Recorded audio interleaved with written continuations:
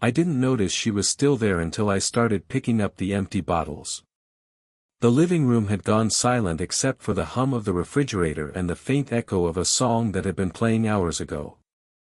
Everyone had left, the noise, the laughter, the small talk, and I thought I was alone until she spoke. "You don't have to clean all that right now," she said, her voice soft but steady. I turned. She was sitting on the edge of the couch, her coat folded beside her, fingers wrapped around a glass she hadn't finished. Mia. My roommate's friend. The one who laughed like she was trying not to, like she didn't want people to notice she could still enjoy something. "I can't leave a mess overnight," I said, because saying you can stay if you want would have sounded like too much. She smiled, barely, and set the glass down. "Then at least let me help." She stood, and that was when I realized just how different she was from anyone else I'd ever known. She didn't rush. Every movement felt deliberate, like she was aware of time in a way the rest of us weren't. There was something careful about her, something that made me quiet without knowing why. We worked side by side in silence, the clinking of bottles filling the room.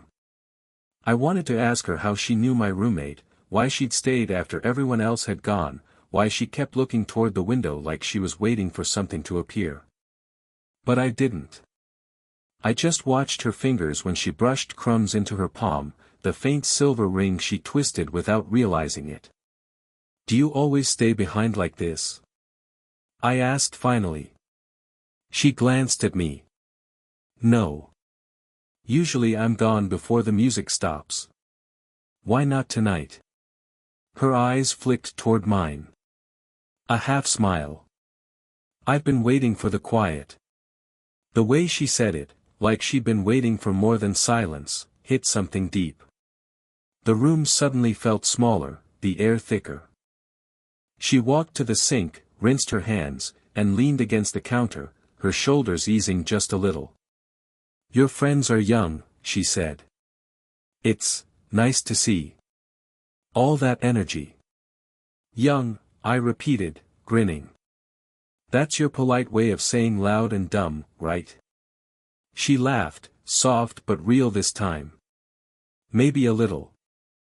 I found myself studying the faint lines around her mouth, the tiredness in her eyes that somehow made her look even warmer. She was beautiful, but not in the kind of way you could talk about. It was quieter than that, like something you noticed only when you stopped pretending not to. She looked around the now clean room and sighed. "I should probably go." But she didn't move. Neither did I. The clock ticked behind us, marking every second she didn't pick up her coat. I could hear the rain start against the window, slow and steady. "You live close?" I asked. "Far enough that I should have left earlier," she said. Then, after a pause, "Too late now." Her voice dropped on that last part, almost like she wasn't talking about the weather anymore. I took a breath, unsure if I was supposed to offer her the couch, a ride, or just another silence to sit in. She turned toward me then, eyes steady, a faint hint of something unreadable behind them. "You don't mind if I stay a little longer, do you?" I shook my head. "No. I don't mind." She smiled again, small, almost to herself, and walked past me toward the couch. And just as I started to sit beside her, my phone buzzed on the table. A new message. From my roommate. "Don't let her drink too much. She's been through a lot." I looked up at her. She was watching me now, quietly, like she already knew what the message said.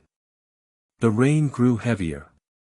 Neither of us spoke, the rain hadn't stopped, and neither had she. Mia sat cross-legged on the couch, nursing what was left of her drink, tracing the rim with her thumb. I stayed on the floor across from her, back against the coffee table, pretending to scroll my phone though I wasn't reading anything. "Your roommate texted you, didn't he?" she said without looking up. I hesitated. "Yeah. Just checking in." "He worries too much," she murmured. He always did. I looked up. You've known him a while. Since he was 16, she said, smiling faintly. I used to live next door. His mom and I were close. There was something careful about the way she said it, the way she avoided my eyes. I wondered if she was talking about friendship or something messier. And you? She asked suddenly. You live with him now, what's your story? I shrugged. Dropped out last year. Needed cheap rent and company. He offered both. She nodded. You're young enough to think starting over is easy. Isn't it? Not after 40, she said. By then, the pieces don't fit back the same way. For a second, the room felt too quiet again, except for the rain and the faint buzz of the refrigerator. She looked distant, like she was somewhere else entirely. I wanted to ask what had broken in her life, what she was trying not to say, but the question felt too heavy to throw across the space between us. Instead, I said, you don't talk much at these things. She smiled. No. I talk too much when I care. That's usually the problem. Something in my chest tightened. She looked up then, and for the first time, she held my gaze without flinching. I saw something raw in her eyes, loneliness, maybe, or recognition. Were you married? I asked quietly. Her jaw tensed. She nodded once. Was. He's gone. Gone. Alive, she said quickly, almost laughing. Just not here anymore. She reached for her glass, realized it was empty, and set it down again. You remind me of him sometimes, she said softly. Before things went quiet between us. I didn't know what to say. The room had shrunk around us. I'm not him, I managed. I know, she whispered. That's what scares me. For a moment, neither of us moved. The only sound was the rain slipping against the windows, the kind of rain that makes the world feel sealed off. I got up, walked to the kitchen, and filled her glass with water. When I handed it to her, our fingers brushed. It wasn't long, barely more than a second, but it landed like something we both had been waiting to happen. Her breath caught. Mine did too. Mia, I said, my voice low. She looked up at me, eyes steady now, no smile, no defense. You should get some sleep, she said. Can you? She hesitated. I'll try. But she didn't move away. The clock ticked once, twice, then she reached out and rested her hand over mine, light but sure, like she was testing what it felt like to remember something good. Neither of us said a word. The rain kept falling, the morning light hit too hard. I woke on the couch, blanket half falling off, her coat draped over the armrest. She was gone. For a second I thought I'd dreamt everything, the talk, the rain, her hand on mine, but then I saw the glass of water still on the table, a faint smudge where her lipstick had been. The apartment was too quiet. My roommate, Daniel, burst in around noon, wet hair and coffee in hand. Man, last night was wild. Mia didn't stay too late, right? My throat tightened. Not really. He grinned. She used to babysit me, can you believe that? Feels weird seeing her here. He laughed and headed to his room before I could answer. Babysit. That word hit strange, like it rewrote everything I'd felt the night before. She didn't text, and I didn't have her number. But that night, when Daniel went out again, a knock came at the door. 2 short taps, 1 long, like she already knew the rhythm of the place. I opened it. She stood there in a dark coat, hair damp again from the mist. I left my umbrella here, she said, even though I knew she hadn't. I stepped aside. You didn't need an excuse.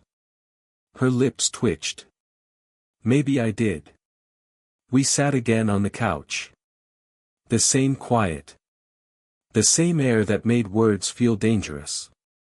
I shouldn't be here, she said finally. Daniel's not home.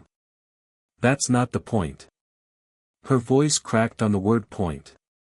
She rubbed her palms together, avoiding my eyes. Mia, I said, softer this time, you came back. She looked up at that, and for a second, the whole room tilted. I could feel it, the pull, the part of her that wanted to step closer, and the part that was already halfway out the door. She stood suddenly. You're too young to understand what losing costs. I understand enough, I said. I know what it's like to want something you're not supposed to touch. Her eyes widened just slightly. You shouldn't say that. But it's true. Silence stretched between us. The kind that buzzes. The kind that makes your chest hurt. Then she reached up and brushed a curl of my hair from my forehead, gentle, fleeting, but enough to make me forget how to breathe. The front door slammed. Daniel's voice called out, "Hey, you here?" We jumped apart like kids caught doing something wrong. Mia turned toward the hallway, voice steady now. I was just leaving. Daniel appeared a second later, confused. Mia. Didn't think I'd see you again so soon. She forced a smile. Forgot something. He laughed, oblivious. Always do. She walked past him toward the door, pausing only long enough to glance back at me, one quick, loaded look that said don't follow, but don't forget. When the door shut behind her, Daniel turned to me. What was that about? Nothing, I lied. But my hands were still shaking. And later that night, when my phone buzzed, it wasn't Daniel texting. It was her. You were right. I came back. The text sat on my screen all night. No emoji, no punctuation. Just her words. You were right. I came back. I typed a dozen replies, deleted every one. By morning, I hadn't slept. The next time I saw her, it wasn't planned. Daniel had dragged me to a cafe near campus.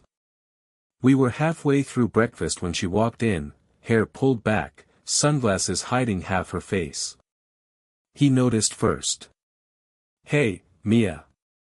He waved. Over here. My stomach dropped. She hesitated, then smiled that polite, distant smile I hated. Daniel. I didn't expect to see you. Her eyes flicked to me for half a second. Just enough to cut the air between us in two. You remember Sam, Daniel said. I remember, she said quietly. He laughed. You two got along last time. She actually texted me the next day, said you were the only one helping clean up. Told me to keep you around. Mia gave a soft laugh, but her hands trembled when she reached for her coffee. Daniel's phone rang. He excused himself outside. The second the door shut, silence fell. I leaned in. Why did you come? She didn't look at me. Coincidence. Try again. Her jaw tightened. Because I couldn't stop thinking about you. Is that what you want to hear? It hit like a pulse through the chest. She exhaled hard. You're too young to understand how wrong this is. Then stop coming back, I said. Her eyes lifted, sharp, tired. Don't think I haven't tried. For a moment, neither of us moved. Then Daniel came back, still talking on the phone, laughing. We both flinched like we'd been caught. Mia stood. I should go. Wait, I said. She hesitated. Meet me tonight, I whispered. At the lake. She closed her eyes, just for a beat. Then nodded. The lake was empty by the time I got there, just the low hum of crickets and the ripple of water under the moonlight. She came late, coat wrapped tight, shoulders tense.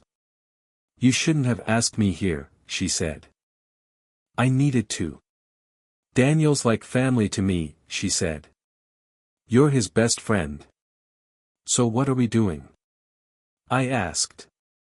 She looked at me then, eyes glinting in the dark. "Ruining something." Her voice broke on it. I took a step closer. "You can't ruin what never started." She laughed, but it cracked. "Don't make it sound innocent. Then say it's not." Her breath caught. "You don't know what I've done. The things I left behind."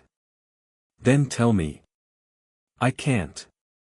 She turned toward the lake, hands shaking. "You make me feel like I'm still," she stopped herself. "It doesn't matter." "It matters to me." She spun around, eyes wet now, fierce. "You think this is simple? That I can just want you and it's fine?" The words hung there. I stepped forward, close enough to feel her breath. "Then stop pretending you don't." Her lips parted. The air between us was electric, too close, too late to pull back. Somewhere behind us, a branch snapped. We froze. Daniel's voice cut through the dark. "Mia."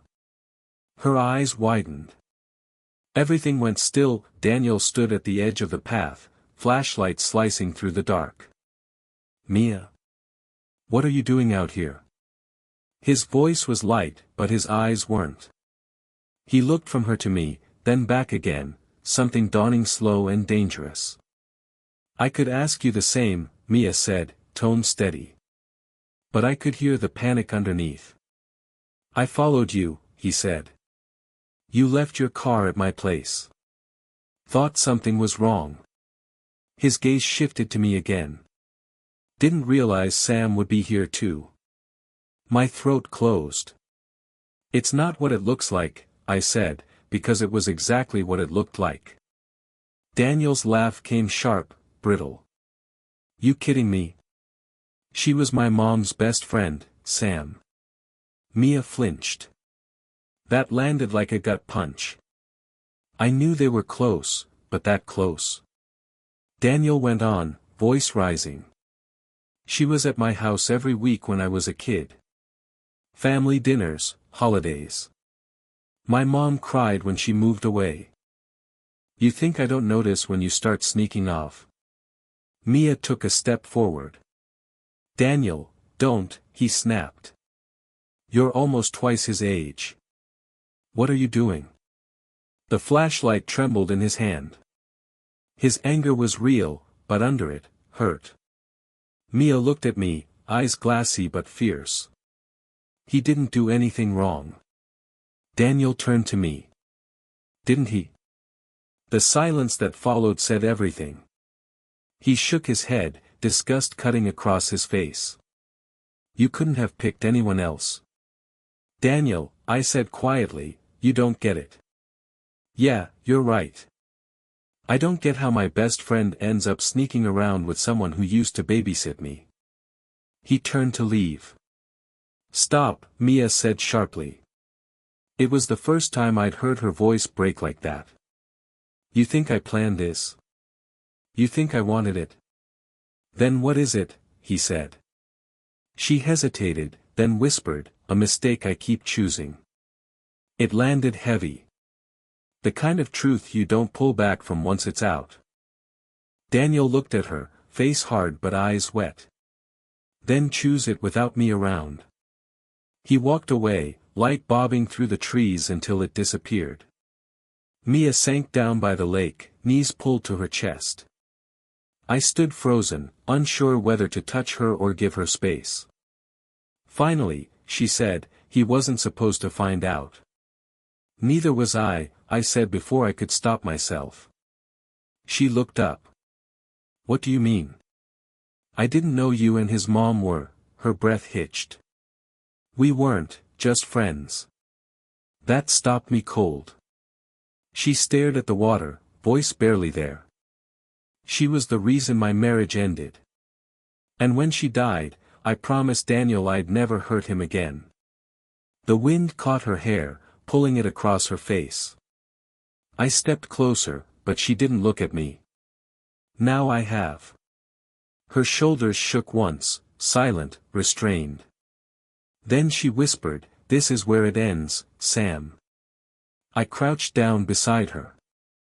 "Then why are you still here?"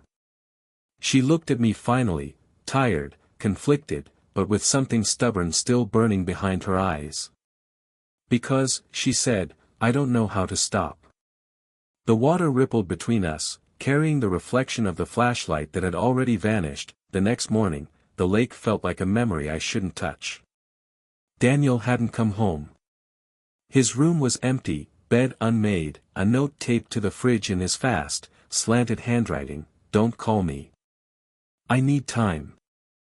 I stood there for a long time, reading it over and over until the words stopped meaning anything. Then there was a knock at the door. When I opened it, she was there. Same coat, same tired eyes, but something in her had hardened overnight. "Can I come in?" she asked. I stepped aside. She didn't sit.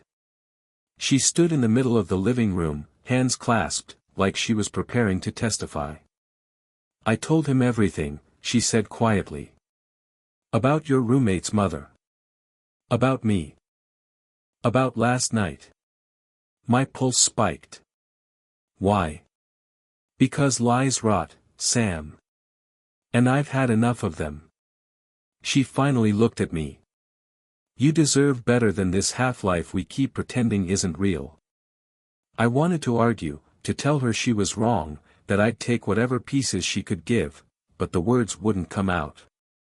"So that's it?" I asked.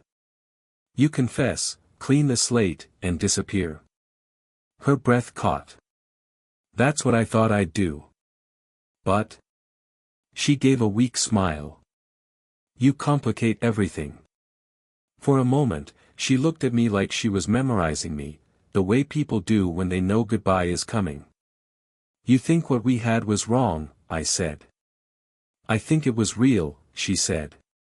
"And that's what scares me." Her voice cracked on the last word. I crossed the space between us before I could stop myself. "Then stop running from it. Sam, don't call this a mistake. Not after everything we said.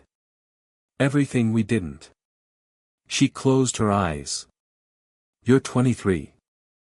You still believe love fixes things. And you don't."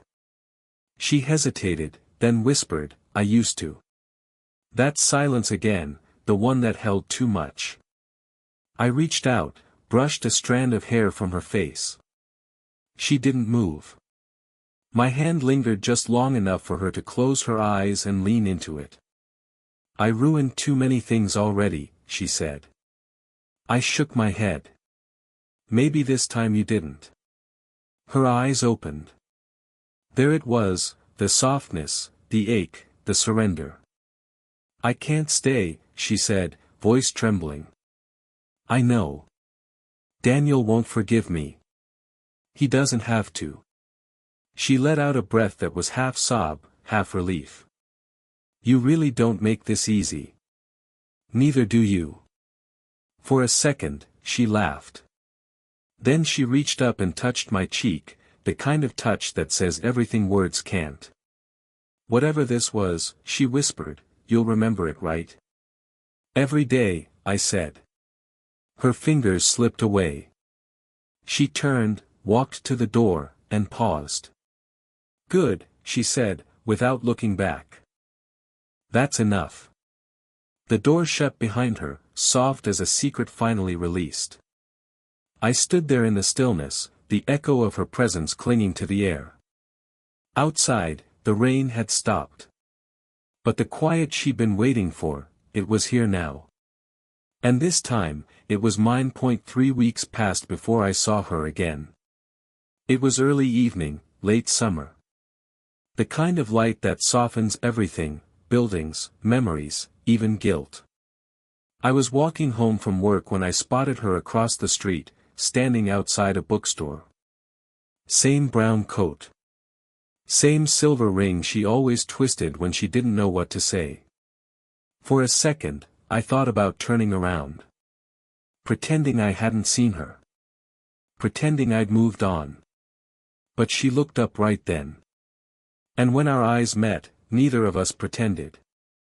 She crossed the street slowly, like she was giving me time to decide if I'd stay. I did. "Hey," I said. "Hey," she echoed. Her smile was small, uncertain. "You look different." "So do you." She laughed softly.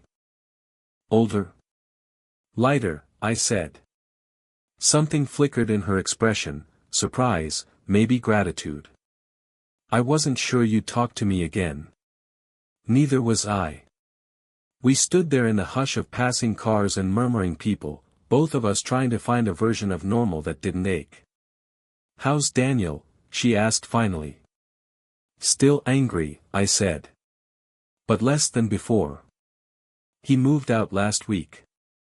"I'm sorry." I nodded. "You told him the truth." "I can't be angry at that." She looked down, tracing the toe of her shoe against the pavement. "I've been going to therapy. Trying to stop hiding from the messes I make." "That's good." She looked up. "And you?" "I'm still figuring things out. Writing again. Sleeping better." I hesitated. "Thinking about applying to grad school." Her smile turned real. "You should." There was a pause, comfortable this time, not sharp. I realized how different she looked. Still her, but steadier. Like the part of her that used to carry regret had loosened its grip. "I wanted to hate you," I said quietly. "For walking away." "Did it work?" I shook my head. "Not really." She stepped a little closer. "It was the only way I knew how to love you without breaking you." The words hung there, honest, painful, final. "I don't think you broke me," I said. "You just changed what I want." Her eyes softened. "That's better than I deserve." We stood there, caught between what was and what never could be again. Then she reached out and touched my sleeve, not a hold, not a plea, just acknowledgement. "Take care of yourself, Sam," she said. "You too." She nodded once, smiled that quiet, knowing smile, and turned away, disappearing into the slow-moving crowd, leaving me with the scent of rain and old pages. I didn't follow. For the first time, I didn't need to. Because somehow, the story between us had found its ending, not neat, not perfect, but true. And maybe that was enough. Did you enjoy the story? Would you want more stories like this, slow burn romance, emotional realism, or something entirely new?